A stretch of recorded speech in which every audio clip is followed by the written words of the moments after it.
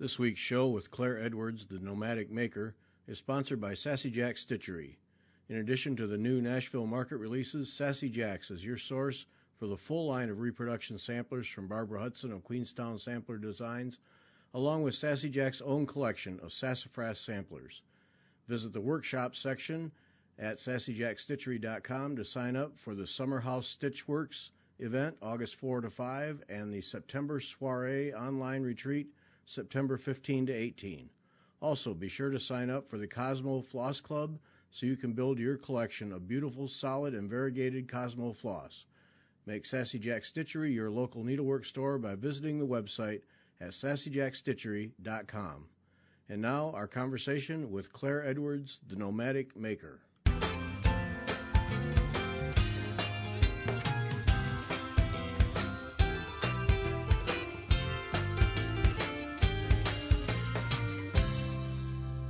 Welcome back. I'm Gary Parr. And I'm Beth Ellicott. And you're listening to Fiber Talk, the twice-weekly podcast for needlework artists. Our artist this week, the Nomadic Maker, Claire Edwards. Claire, welcome. Hi. Well, it's going to be fun to talk to you because the nomadic part, when we started researching you and I saw you were stitching in your camper, I was like, oh, look at her. I'm traveling across Europe in it. Yeah, I love it.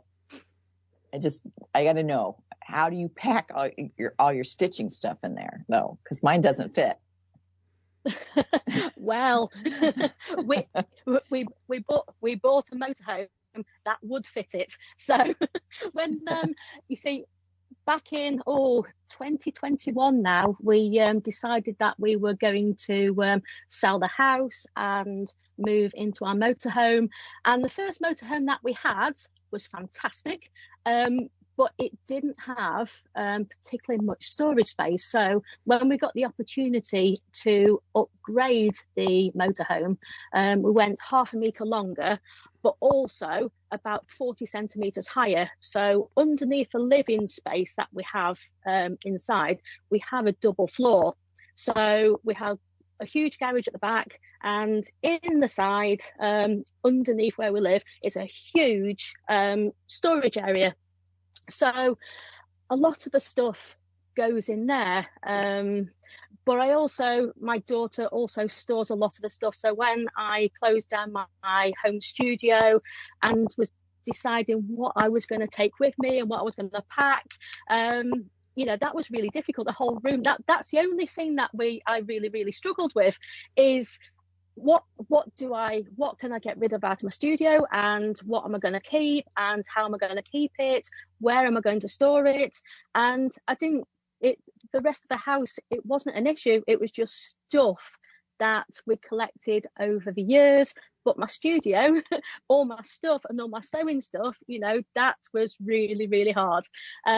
So I bought 10 huge boxes, big plastic boxes, and they went across to my daughter's, and I swap in and out with whatever materials I need, really. So my beads come with me, my frames come with me, and little boxes that I can pick up and go. So if, for instance, I'm away traveling for a few months at a time, I'll decide on what sort of projects I'm going to be stitching, and I'll decide on, do I need my beads, or do I need my gold work materials, or do I need a bit of both? So yeah, it takes a little bit of planning, but I've also got lots of storage as well. Okay, that's great. Yeah, because I have just this little teardrop, and so it's always like, okay, I really would like to bring this project. I think it'd be great to stitch while I'm on the road. Yeah. But I have too much stuff in this bag. It just won't fit. But you have to make those decisions. And then I saw, you're traveling across Europe with your camper, and I thought, oh, if I could just get my little teardrop there, how much fun would that be, to be traveling through these beautiful areas? There's so much beauty there in Europe to see, and in my little teardrop. But I think it'd be way too pricey to ship that thing across the ocean. So I guess I'll just be doing it here. Yeah, it can be quite expensive. I know a couple have done that. They shipped their camper across from the UK across to the States, and then they've just shipped it across to Japan now. So then they're working their way back into Europe again. Oh my! Shipped their mobile home from Europe to the U.S. and then oh my! I just can't imagine what that would cost. It wouldn't be cheaper just to buy a new one. I mean, seriously. Probably. I think they said it was about £8,000 to ship it from the UK to the US. Okay, yeah, that's expensive, but less expensive than a camper, I guess. So yeah. But what an adventure! Right. And hope it gets there. What happens if it gets misplaced somehow? I guess they don't misplace those, but you know.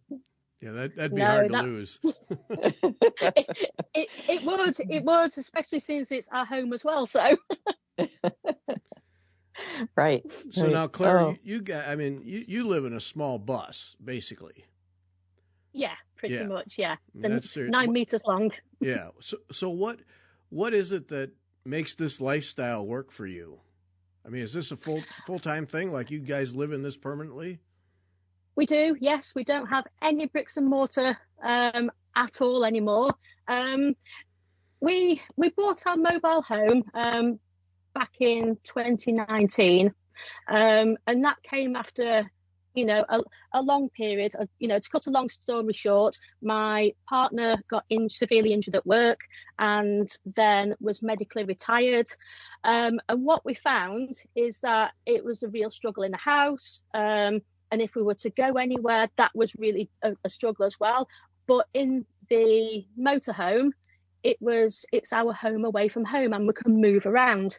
And it was a safety net, which he felt really comfortable in. So that was one of the reasons why we did it, really, because it just gave us a much better quality of life. So he does better if you're able to move around then. Yeah. Rather than being stuck in the house, it's there was a lot of bad memories there. It was difficult, and just the whole cost of living with losing his income and everything else. It was really difficult to think about how are we going to keep the house and everything going, and actually our quality of life and the cost of living, it hasn't really affected us, to be fair, because we're completely set up to be totally off grid as well. So all those rising costs from electricity and everything that we're all struggling with, it's not something that we've felt really, and we're able to live quite a comfortable life now off a pension. That's nice that you guys have like solar panels, correct? We have, yes. Right, to use. Yeah, that makes a huge difference when you're traveling, and to use that instead of be stuck to the grid. Definitely. We've got a roof full of solars. We've got some really good batteries. We can, we've got great big tanks as well, so we can literally be off grid for a good couple of weeks before we need to go and fill up with water or empty out our waste and everything else. So yeah, it means that we're not as well, because he was diagnosed with PTSD and I became his carer, and it means that we're not stuck in the middle of a town or a city anymore. We can be completely away from everywhere, which a lot of his triggers are around people and around crowds of people. So if we're in the middle of nowhere where there's nobody, that's helpful. That's really helpful for him. So we're very mindful of what works and what we've tried to make work for us really in the long term. It's helpful. Right, I don't have PTSD, but living in the middle of nowhere with nobody around is, I got to say, mighty appealing. So I'm jealous. Absolutely. Yeah, there's something about that quiet and of being out and away from people and kind of being in nature. It kind of sparks, it calms you, and yet does it spark your creativity? Definitely. Absolutely. My mind can be buzzing sometimes. I'm there with my camera and I'm taking pictures, and and it's just soaking it up constantly. It can be hard to decide what am I going to do next because I'm overloaded with beautiful imagery, really, and yeah, it's a nice place to be fair, when you're a creative. Right. So how do you take notes then? Do you take notes mainly by taking photographs, or do you keep a sketchbook? So far I mainly take photographs. I have done sketchbooks before. I've also just bought a couple of more sketchbooks to take away with me on our next trip. So I'll be doing a lot more of that, and maybe doing other things as well, such as cyanotype and then probably stitching into that. So yeah, cyanotype. I do a bit of both. Yes. Okay, so cyanotype. So have you done cyanotype before? I have, yes. And currently I'm teaching at university with the degree in surface pattern and textile design. So a couple of times a year for about a month at a time, I'll teach on specific modules. So I'll come and go, really. So, and they've just done they're just doing a module at the moment on material innovation, and we've just done a little bit about cyanotype, and I thought, I forgot I knew that, and I did a quick recap, and I thought, I will take it with me and I will do some when I'm away. Yes, that's a great, I love cyanotypes, and then with the type of stitchery you do, I could just see I can see you being very creative with that. That'll be exciting to see how you move forward with those. It will. I'm looking forward to that, because it's not something that I've done a little bit of it before, but it wasn't combined with stitch. So I'm looking forward to really experimenting with that and seeing what I can come up with and around what my techniques and what I normally do. So yeah, it's I'm looking forward to that bit. So let me get a picture of this life, because this is fascinating. So we live in a mobile home. You teach at university. Do you teach full time or in intervals? How does that work? No, as I said, I teach a couple of times a year. So I'll probably do in the December over Christmas time, I'll do maybe 6 or 7 sessions on a short module. And then I'll come back again round about Easter time and then teach another 6 or 7 sessions on that. And then I just go away again. So it fits in quite well, really, with how our lifestyle runs, really. So. Okay, so when you're not teaching, then the last module ends, the last day, you guys are in the mobile home and out of town then. Pretty much, yes. Yep. Well played. Great. Well played. So the university kind of gives you a home base then. Every now and then you come back to that, but otherwise you're on the road and basically stitching and doing needlework and wow. Yeah. Wow. Wow. Pretty much. This is okay. Yeah. See, that's the lifestyle I want to be doing. Yeah. But I need a bigger camper. I think I'd need a bigger camper to be able to do that. So. Yeah. I mean, some people do it in little campers. I couldn't. So in your mobile home, do you have some kind of a studio set up, or are you stuff in cabinets and pull it out when you need it? Yeah, it's like I say, there's stuff outside in cupboards underneath. Inside underneath my sofas, I've got a big pull-out drawer. where I keep my current work that I'm working on at the moment with my box of needles and threads and that sort of thing. And then on the other sofa, on the other side, I've also got some boxes which I keep my metal frame and a few bits and bobs in there as well, my material and all my beads and gold work things. So if it's raining, which in England it quite often is, I don't have to go outside and get wet. I can actually just pull stuff out of the drawers and everything. So yeah, I take up most of the space in the motorhome. My other half has a couple of cupboards in the back for his clothes, and that's about it. You know, he goes, he pulls the drawer and go, oh, that's your cupboard again, isn't it? As it should be. I mean, absolutely. You know, as creatives, we need our space, right? Definitely. To be fair, I've given him most of the wardrobe space. Yeah.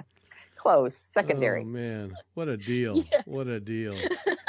So how did this all get started? Did you learn needlework when you were young, or is that a later in life thing? No, this is a later in life thing. I didn't actually learn how to sew until I was in my mid-40s, and that's probably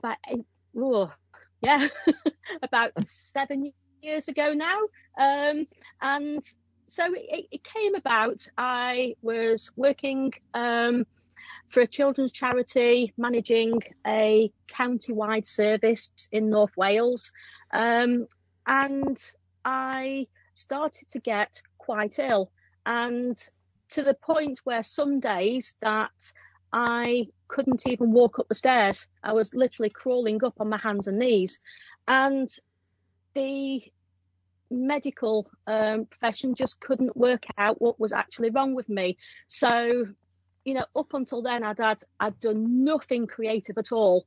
I was just doing a normal 9 to 5 job, commuting backwards and forwards, and I went off on long-term sick leave, having lots and lots of trips backwards and forwards to the doctors, and it got to the point where I'd been off work maybe about 9 months, and I thought, you know, I can't do this, you know, I can't keep doing this. And I'd gone back to work 3 times, and it said, you know, as soon as I went back, I started to get worse again. But whilst there was a home on sick leave, I started to think, what else can I do with my time? I got fed up of watching Grey's Anatomy and all those box sets on telly, and you know, I was driving everybody bonkers because I'm not used to sitting down and doing nothing. You know, it's not something that I've ever been able to do. And I thought, right, you know, there's a bit of a crochet craze going on at the moment. I will teach myself how to crochet. And I spent endless hours on YouTube, practicing, to the point where I got quite good at that. And I started to do a bit of journaling as well, and a little bit of drawing. So when I came to figure out what I was going to do, I resigned. I was about to resign from my job, and thinking about my future, still not knowing what was wrong with me. I decided to look at universities and see if there was anything there that my interest. And one of the courses stood out really was 3D contemporary jewellery. So I applied, and off I toddled for my interview date with, they asked for a portfolio, and I thought, do you know what? I'm going to have to Google that, because I have no idea what they're asking me to take, because I don't know what a journal, what a portfolio was. You know, it was, I didn't even have anything that I went to school with, because I didn't take any, you know, of those kinds of subjects. You know, they pretty much told me that I had no artistic talents whatsoever, and I learned more woodwork and electronics and technical drawing throughout school. So I didn't even have a background there. So off I went with my little journal and some crochet that I'd been doing, and went for my interview, and they took me on a tour around all the studios in the creative side of the university, and I saw this beautiful photo on the wall of a denim jacket that had been heavily embroidered and embellished. And I said to the lady that was interviewing me, that's what I want to do.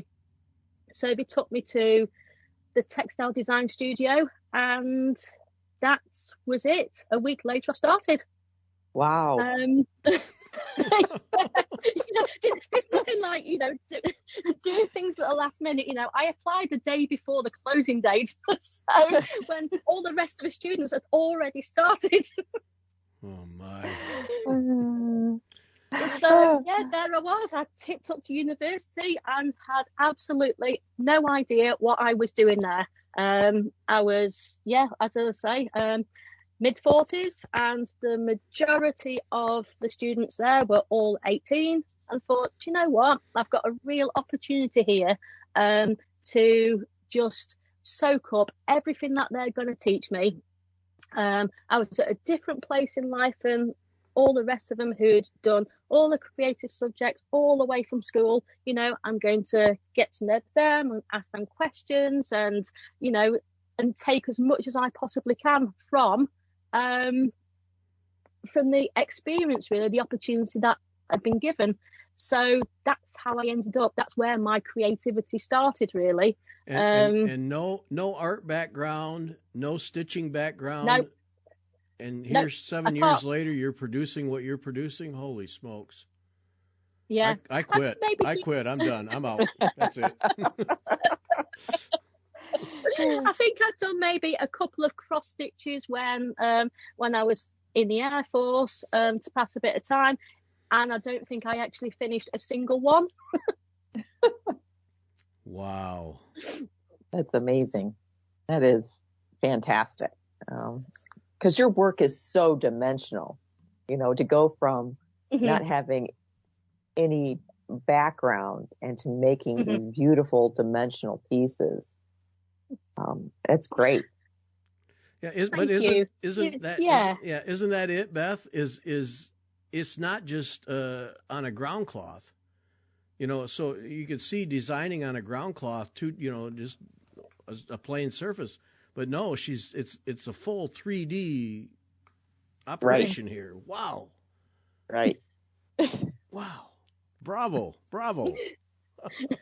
Thank you. I think as well, because it's whilst I was doing my degree, it was a lot of drawing. It's mostly surface pattern, but I wasn't really a fit for that as well. So I often looked at what I could do that fitted in with the modules, but how could I push the things that I was learning further? And although we had, in the second year, we got to do a module on stitch, that was the first time really that I'd done any type of stitches. And like I say, it's not a university that teaches technical stitch at all either, because it's more about drawing and painting and creating pattern for surfaces, like wallpaper and gift wrap and those sorts of things. So I struggled quite a bit as well with where did I fit, because I didn't consider myself to be a very good drawer. I'm sure my old tutors would say on the contrary that I can draw. I just don't enjoy it either. It's not something that I use all the time. I'll make sketches for my work and how I'm going to build a piece, but I'd rather make a model first out of plasticine or something else that will show me, and allow me to build those 3D structures. So pretty much all of my embroidery techniques, I'm self-taught as well through books and following YouTube techniques, and actually just playing with materials, just experimenting with, if I've got a load of beads and sequins and everything else, how can I put them together in a structure that's nobody else has done? It's about being playful with and combining different materials that you wouldn't normally put together. Mm-hmm. So do you think because you were an older student when you entered the university, it gave you a little less fear to experiment? You weren't trying to see maybe so much what your neighbors were doing, to compare with them?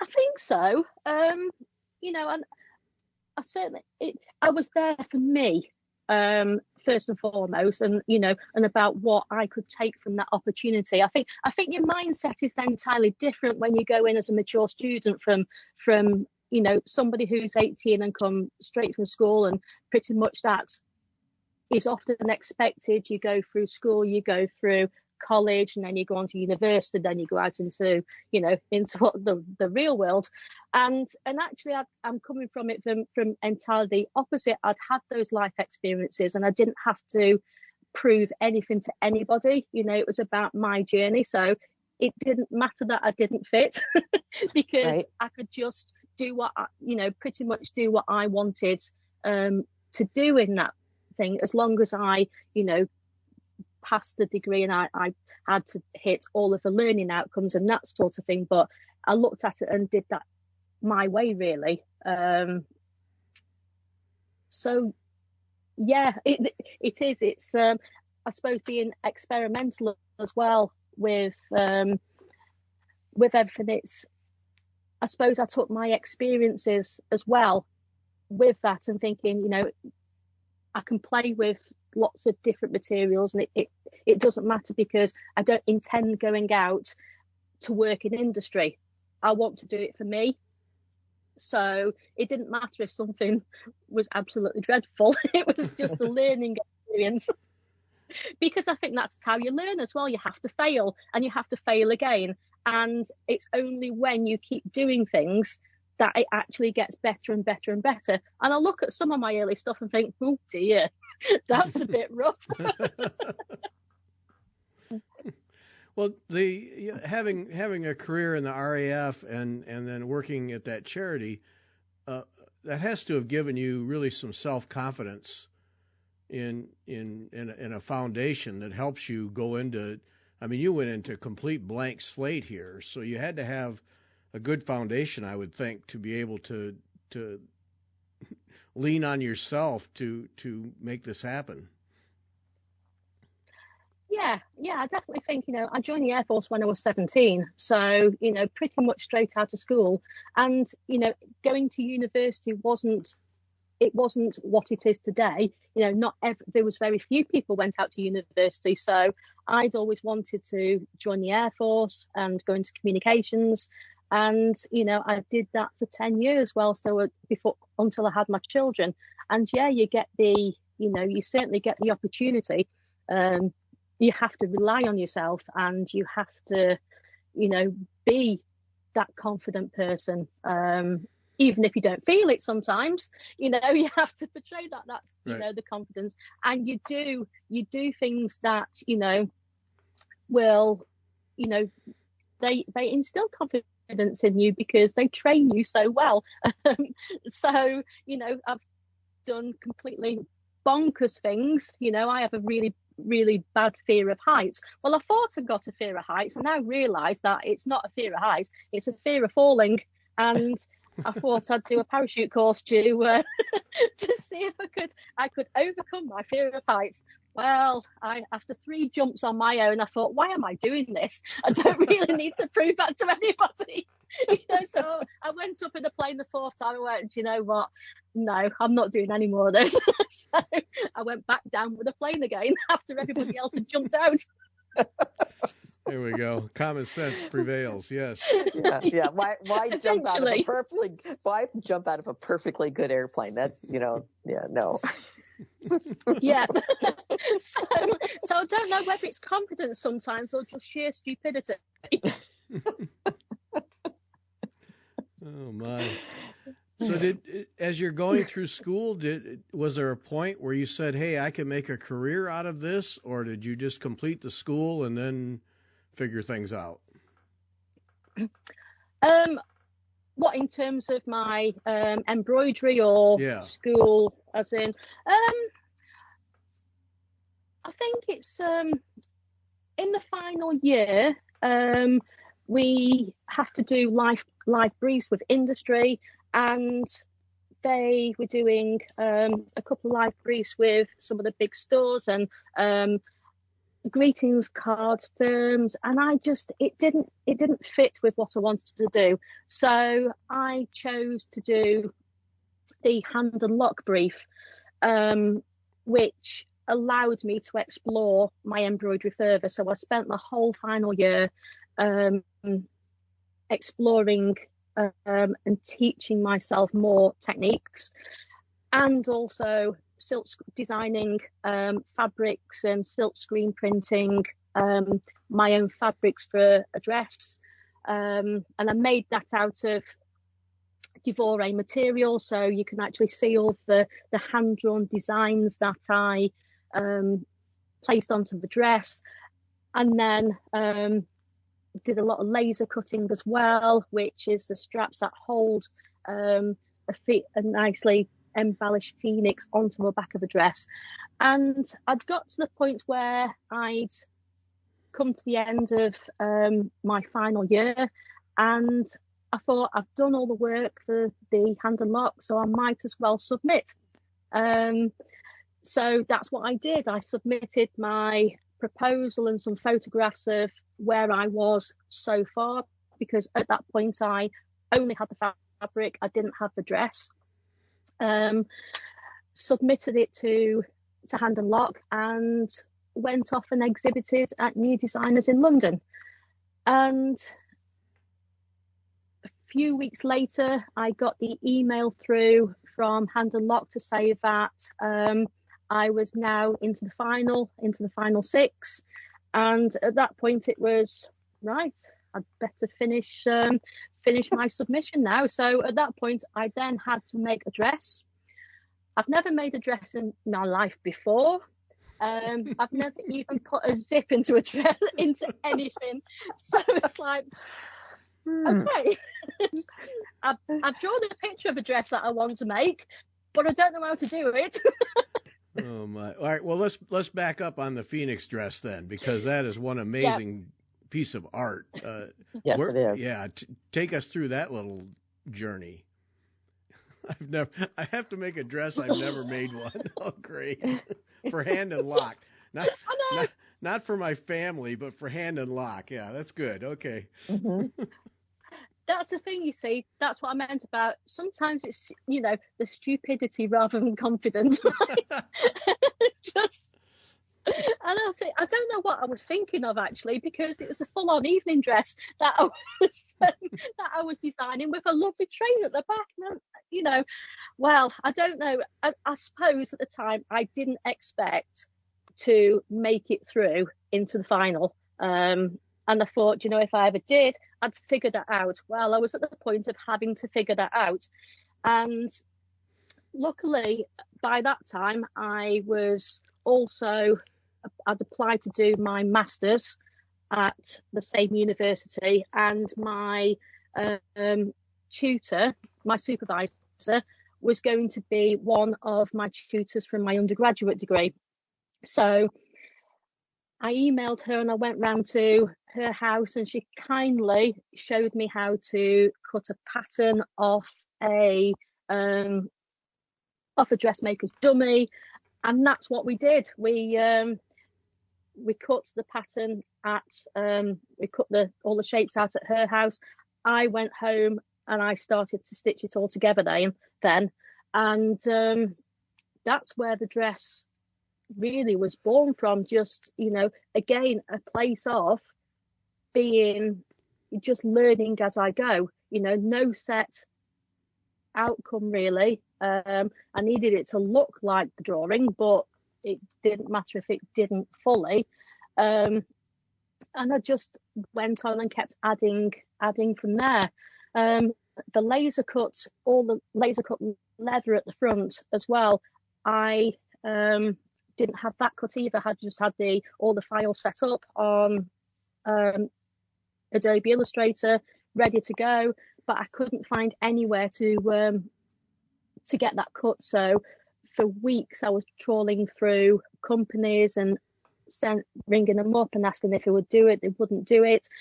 In the end, a friend of mine said, why don't you try this not-for-profit place close to the university?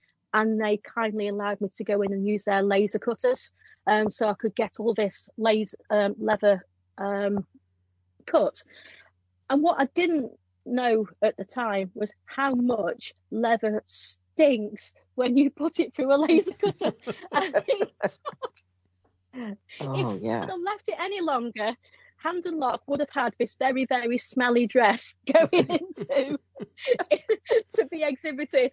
But I ended up washing it and scrubbing it and trying everything to putting it in with air fresheners into a box, trying to get rid of the smell of this leather. So eventually we went, and I was able to stitch into it and embellish it with beads and crystals and stuff, so, and attach it to the dress. So yeah, that's the story of the dress, really. The ideas of it came from I wanted to combine different elements, really. So in there's a nod to my military career with all the beautiful gold work that's on there. All of the patterns from on the dress are all drawn from when I visited the Alhambra in southern Spain, and I fell in love with all the beautiful, intricate stone carvings on the wall. So I photographed all of that, then went back and I drew my own interpretation of those patterns, which ultimately silk screen printed onto the dress. But most of all, I think the Phoenix, because of the meaning behind it, the rebirth and renewal, that felt like my personal journey. It was something that I felt I'd done. I'd gone through, a tough time with my health. Within my second year of university, they finally found out what was wrong with me. I'd been sent for scans and x-rays and everything else, and they'd found lots of damage in my joints, in my hands and in my feet, which are the only two places they took scans off. So it could be anywhere else, I have no idea. But they diagnosed me with rheumatoid arthritis and fibromyalgia. So I suppose it was a nod to that as well. So the whole meaning of the phoenix rising from the ashes, and coming out and turning into this beautiful bird, that's what I felt like I was doing. I was, I'd lost a career that I really loved. I couldn't continue doing it, but I'd gone and I suppose reinvented myself again. And it was me coming out of the other side as this nicely embellished bird. Wow. Well, yeah. And it's beautiful. It's just a gorgeous piece. And all the beading you've done on it, the whole design. And I think you said at one point you like stripped the feathers, and then you used. Yes. So you used all sorts of materials in it, is what would intrigue me. There is. So I was experimenting again as I was going along. So there's parts of the wings that are on there, which there's layers of beads and sequins together. I'd done one side. I thought, yeah, that looks all right. That does. I did the other side, but I added padding underneath that and raised all the surface on that. And I thought, oh, that looks better. So I unpicked the original side and then raised that up as well. And I just gathered lots and lots of different materials and started placing them next to each other. And that's how I tend to work, really. I don't particularly plan out areas of things. I get lots of material together and start to place them side by side, moving them around all the time and seeing what actually fits, and then playing around with different techniques and overlaying and weaving bits in between and seeing what, and I do lots of little samples as well to see if it's going to work in practice of what is in my head. So in terms of the feathers as well, I got a lot of goose biot feathers, and I thought, how they're just a bit flat, how can I get them to do what I needed them to do? So I started running things up against the back of the feathers, and I found that they started to twirl with them. So then that's what I thought, that looks like an eyelash. So that's what on the head of the phoenix, there's a lovely grey feather there, which is beautifully shaped, which was literally done with just running a ruler down the back of the feather. And it's just sometimes simple techniques that make all the difference. Yeah, it's just an amazing piece. Just amazing. Yeah. Bravo. Yeah. Bravo. All right. So where does the coral reef part come in? Because that series that you did with shells and your interpretation of coral is just absolutely stunning, and it has more meaning to me because I have many years of keeping reef aquariums and raising coral. So when I saw those, I really connected with you. Where does that come from? So I've always been drawn to the ocean. It's just, I find that a comfort place. I can sit there and I can listen to the sound of the sea coming in, and it's just, I love it. I'm at home there. And a few years ago, I'd never really been out into the sea. I'd done a lot of fishing offshore and done shark fishing and tuna fishing and stuff. And, I was always a bit scared about what's in the ocean because of pulling these big things with big teeth out. And so I'd learned to snorkel when we're across in Europe. And we managed to get on holiday, and I went to Jamaica, and I thought, you know what, I want to see what's underneath the ocean. So I learned how to scuba dive, and I took my open water diver qualification instead of being sat on the beach on holiday. So I was sat on the beach with my books open, learning all the things that I had to do, and I was in the swimming pool and, learning how to dive. And I went out and I saw the coral reef, and it was something that I'd been researching anyway within my master's, but this also gave, I was able to see firsthand the coral reef, and it wasn't what I expected. I expected lots and lots of colourful reefs, like you see in the pictures from people diving on the Great Barrier Reef, but I saw lots of devastation as well. So it was grey, and big parts of it, it was dead, and that was devastating. I just didn't expect to see it. I didn't want to see that, but there it is. There's lots of pollution and littering and weather events, and the global warming, it's all had a massive impact on what the coral reef is doing at the moment. And I felt I had to do something about that, in my own little way. So that really spurred me on to celebrate what the coral reef how I interpret it should really look like. And I've done pieces as well where it shows the two sides to it as well. I did a lovely piece of wood that I'd found walking along the beach, and it had been burnt by people having fires on the beach, but then it was also been smoothed from the sea on the rocks and everything, and that was something that I felt I could use. So I did 2 pieces of embroidery, one in completely white and greys, and then the other, the contrasting side, of really beautiful, bright, bold 3D corals. So that's where that was born, really.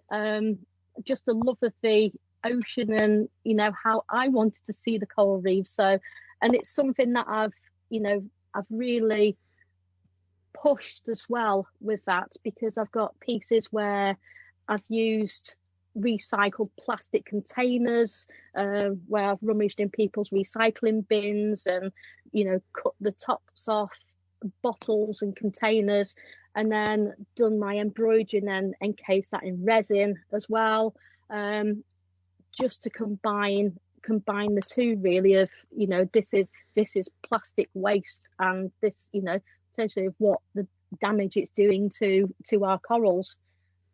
Yeah, I'm so glad that you brought that up, because the Caribbean is one of the great tragedies of coral reefs. I mean, there was a time when coral was so thick they had to literally cut through it to make channels so boats could get through. It was so thick, and it's just been destroyed by a lot of factors, some natural and most of them man-made. And to call attention to that is so important, because I mean, there's several organizations that are working to restore reefs in the Caribbean, but it's a real uphill struggle, and the pollution, all of it. So calling attention to that is really admirable, because coral reefs are beautiful, and people don't, if you haven't seen them, or in my case, grown them in aquariums, you really don't appreciate the colors and the textures and the beauty, and you really bring that out in your artwork. It's really, really very moving. Thank you. And it's something as well, that I try to to show that, really, but also to use materials which are having that devastating effect, but also other materials.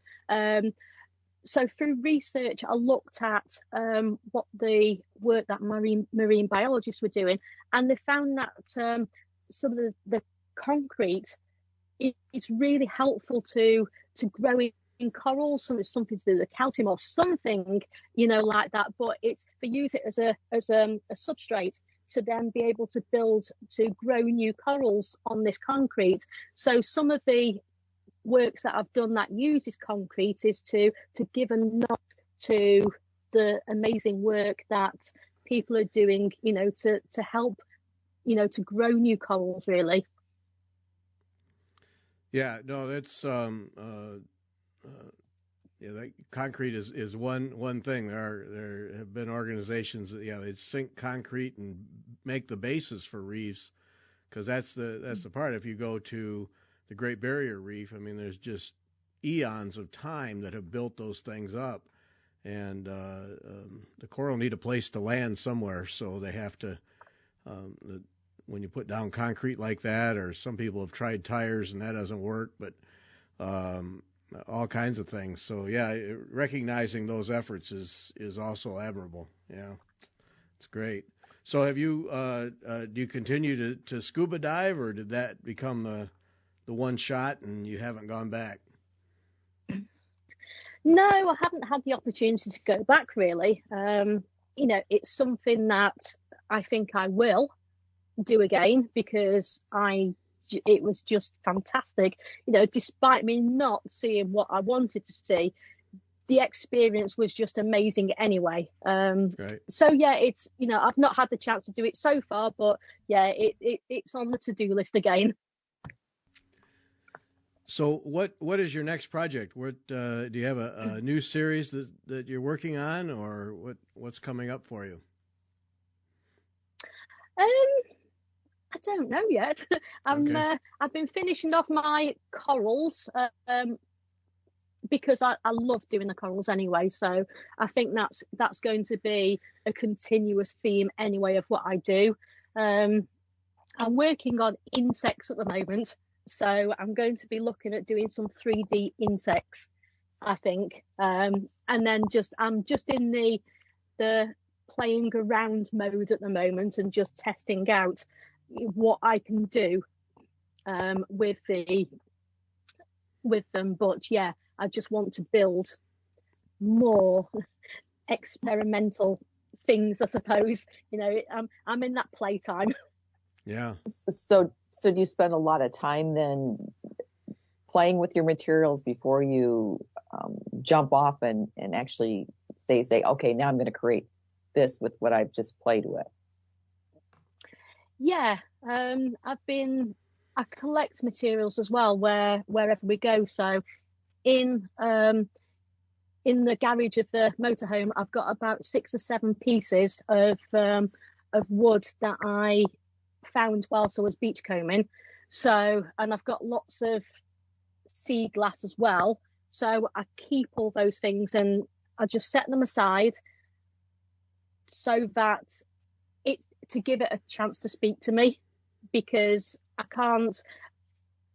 see something there. I think, yes, that would work, but I don't know what it's going to work with at the time. So I sit there and look at it. It can be for months and months. It'll be sat there until it starts to talk to me and go, you can do this with it. So I don't know whether I'm going to use them and use them as a base for some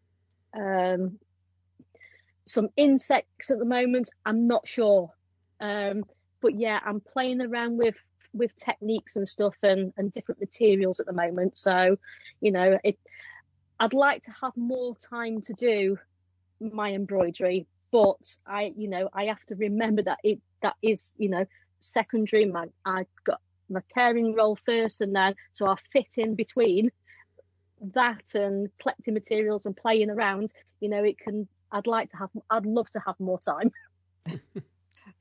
So do you mainly work just on one piece at a time then, or do you keep several projects kind of in various stages? No, I have loads of projects on the go at the same time. Yay! I have about 5 frames in the bag, all at different stages of completedness, and I'll go between them all, really. I'd had quite a few of my coral projects on the go at the same time, and I'd stopped creating for quite a while, and they were just sat there. So over the past few months, I've been slowly getting there and finishing all of those, that there. So I've only got 1 frame on the go at the moment, which is amazing for me because that never happens. So that never happens at my house. Never. No. I said I have to finish these things before I start on a completely new project. And but then I've been sat there over the last week or so thinking, oh, I've got a thing there. I fancy doing some more little corals. How does the? And I suppose that. Yeah, go ahead. How does the needlework and arthritis come together? Does it help to be stitching and keeping your joints moving, or does it limit you? Sometimes it limits me.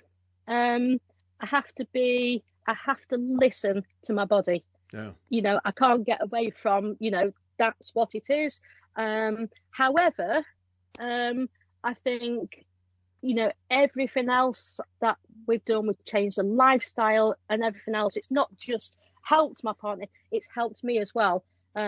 Because my last appointment with a rheumatologist said, he's discharged me, I'm in remission, I'm not medicating or anything else. So whatever I've been doing over the past few years, and keeping moving as well, especially my hands, I think has really, really helped. And don't get me wrong, there's days where, I really don't want to do something, but I know I have to tell myself moving and keeping going and everything else is really helpful. Otherwise my joints do seize up, especially my hands. And, I have what I call fat finger days where I couldn't even pick up a needle because I just drop everything. So I do something else on that day. And yeah, it's whatever it's helpful. It's been helpful.